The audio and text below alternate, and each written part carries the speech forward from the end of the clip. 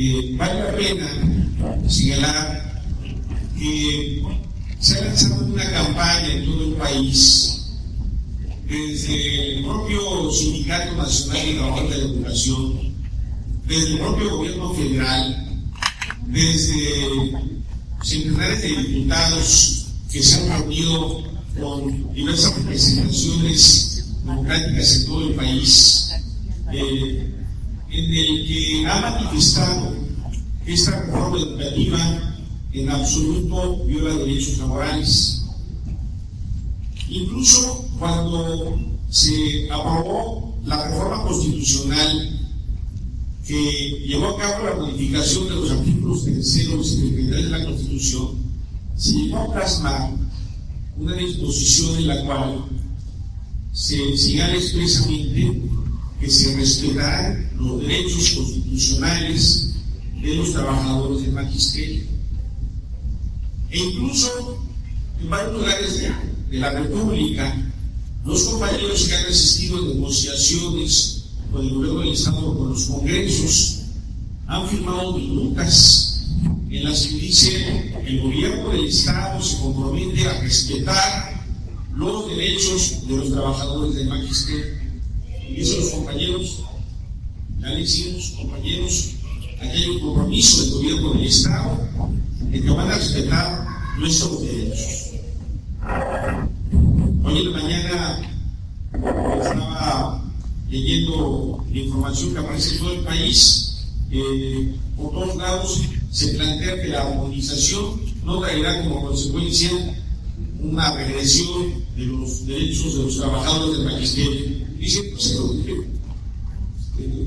realmente lo que buscamos es el fortalecimiento de la educación gratuita, laica, una educación que realmente busque la mejora de todo el país, de nuestros educandos.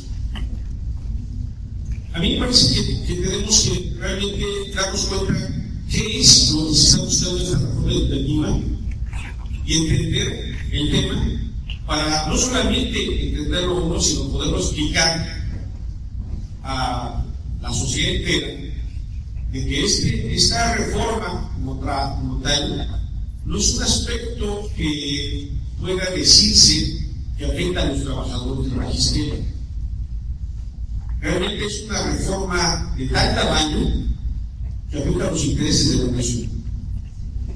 Es una reforma que está dentro de las llamadas reformas estructurales, que se inició precisamente primero con una coalición entre el Partido de Acción Nacional y el PRI para lograr una reforma laboral de gran calado y que curiosamente Felipe Calderón hizo todo lo posible para que esta reforma laboral se pudiera llevar a cabo, pero solamente la pudo llevar a cabo con la aceptación de Enrique Peña Nieto, que era el presidente electo, para decir adelante con la flexibilización laboral. Y se llevó a cabo una reforma laboral que entró en vigor el 1 de diciembre del año de 2012 y que habrá que tener en cuenta cuál fue el sentido de esta reforma laboral. Primero que nada, creó a través de figuras que existen sobre todo en España y que allí les llaman contratos basura, solamente contratos eventuales, contratos de aprendizaje, de labores discontinuas, de capacitación inicial, contratos por horas. Pero el objetivo fundamental de esta reforma laboral fue, sobre todo, no permitir nunca más que haya contratos de base, que haya en adelante solamente contratos temporales. El objetivo fue de que no haya pago de indemnizaciones nunca más para los trabajadores. No es cierto eso de que se estarán limitando solamente el tema de los salarios caídos a un año y que es únicamente esa consecuencia. A través de esta apertura que se está haciendo de las empresas subcontratistas que las vemos por todos lados, este fenómeno globalizador de las famosas empresas outsourcing, que son empresas fantasmas que solamente están legitimando el fraude, lo que están buscando es que los trabajadores nunca más tengan una más. Y es un tema muy grave, pero que lo que habrá que señalar es de que la reforma laboral lo que también busca es anular las instancias de justicia del país, las instancias de justicia laboral. Ya no hay posibilidades para que los trabajadores digan cuando son violados sus derechos, vamos a ir a las autoridades laborales a defender nuestros derechos. Eso ya no asusta a los empresarios, porque son juicios que tardan 5 o 7 años, conozco juicios hasta de 14, 15 años, que no terminan y que finalmente lo que ha resultado con el paso de los años es de que la justicia laboral sea una justicia laboral que solamente beneficia los intereses de los patrones. Esta reforma laboral solamente fue la conclusión después de más de 24 años de permitir a los empresarios que llevaran a cabo violaciones a los derechos laborales en todos los sentidos. Yo les quiero decir que esta reforma laboral, cuando entró en vigor ese 1 de diciembre, solamente vino legitimar lo que ya venían haciendo los empresarios. 9 días después, el 10 de diciembre, Enrique Peña Nieto presenta en el Congreso de la Unión una reforma constitucional de 2 artículos, el tercero y 73 de la Constitución. Cuando conocimos ese decreto, observamos que había aspectos similares de como años anteriores, precisamente del año 1980, y habían dado a los trabajadores universitarios. Trabajadores universitarios que estaban peleando que hubiera un contrato ley que pudiera abarcar a todos los trabajadores del país y lograr que hubiera negociaciones colectivas y no fueran negociaciones separadas. En los años 70, las grandes movilizaciones de los universitarios pusieron contra la pared del Estado. Esto trajo como consecuencia una reforma al artículo 3 de la Constitución, en donde la respuesta a los trabajadores universitarios fue decirles de que en adelante los temas de ingreso, los temas de promoción, los temas de permanencia son temas del Estado. Y lo que se estableció es de que los trabajadores universitarios estaríamos en un apartado de la legislación laboral. No se acepta en adelante que pueda haber sindicatos nacionales universitarios. No se acepta en adelante que solamente pueda haber contratos ley que puedan abarcar la unidad de todos los trabajadores. No vamos a permitir eso. Y entonces se creó un tipo de sindicatos que se llaman sindicatos de institución. Los universitarios no pueden constituir sindicatos nacionales. Son los sindicatos solamente de la UNAM, de la UAM o de otras instancias universitarias, pero la legislación laboral se estableció esta modalidad. Y entonces, cuando los trabajadores universitarios tienen que ver los temas de ingreso, promoción o permanencia, ya no pueden acudir a la Junta de Conciliación y Arbitraje porque sus derechos laborales fueron convertidos en derechos administrativos. ¿Qué es eso de derechos administrativos? Finalmente no gozan de la protección laboral y entonces es el Estado el que impone las condiciones. Cuando surge esta reforma constitucional, vimos con preocupación que instauraba 4 aspectos esta reforma educativa. Los temas de ingreso, lo que tiene que ver cuando un trabajador va a ingresar al sistema educativo. Los temas de promoción, todo lo que tenga que ver con el ascenso, todo lo que tenga que ver con mejores condiciones de trabajo derivado de la antigüedad. El tema del reconocimiento, que tenga que ver con los temas de la evaluación, evaluar a los profesores para que de esa manera pueda haber un tema de reconocimiento. Y el tema de la permanencia. Cuando observamos que estos 4 aspectos estaban metidos en el artículo 3 constitucional, llamamos la atención de todo el país de lo que estaba dándose. Era un tema muy grave porque esos 4 aspectos son temas laborales: ingreso, promoción, reconocimiento, permanencia.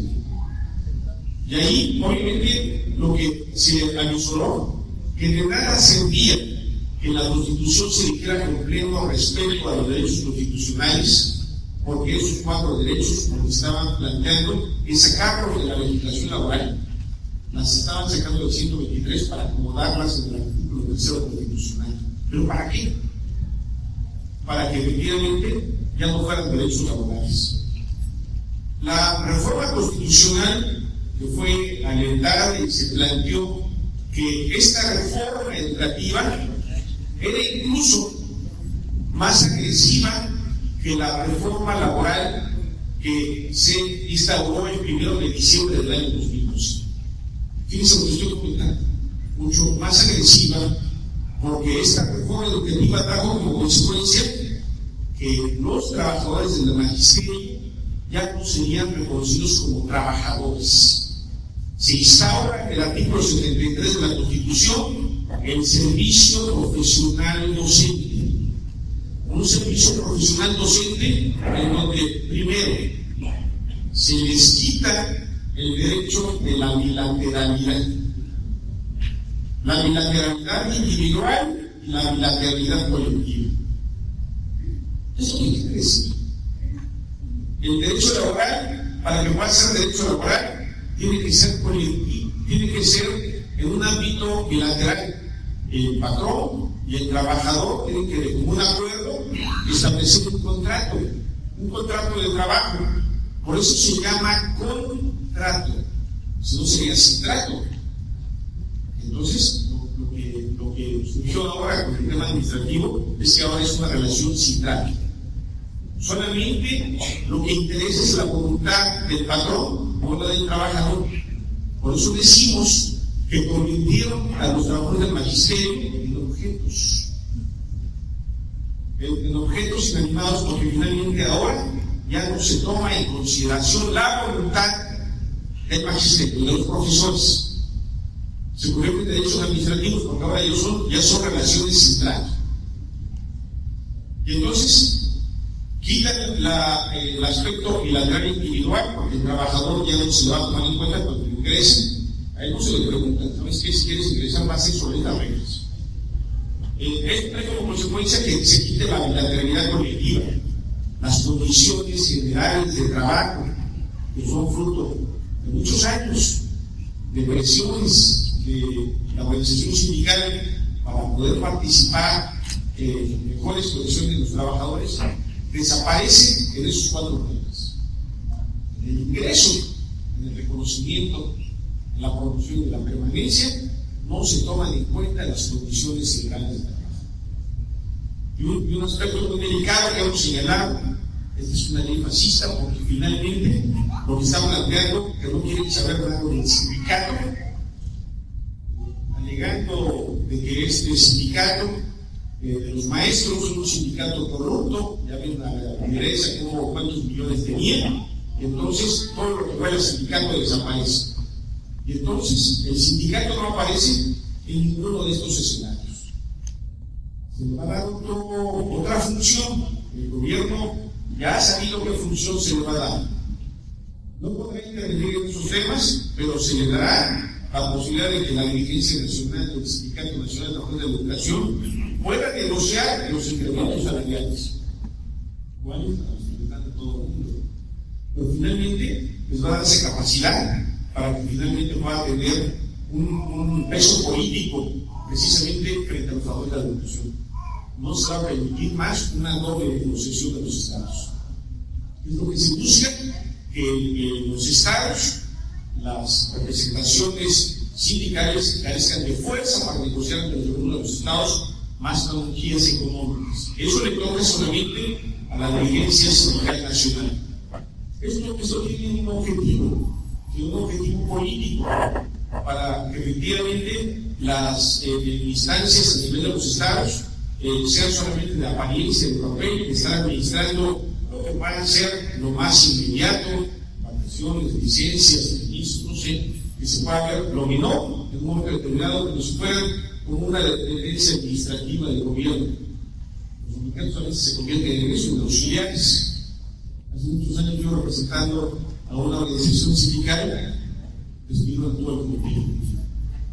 Y entonces, lo que hacía el comité ejecutivo lo empezó a hacer la empresa. Y la empresa, en alguna discusión que teníamos, decía: pues hemos tenido que contratar más personal, porque antes ese trabajo lo hacía el sindicato. Es como si fuera una pinza.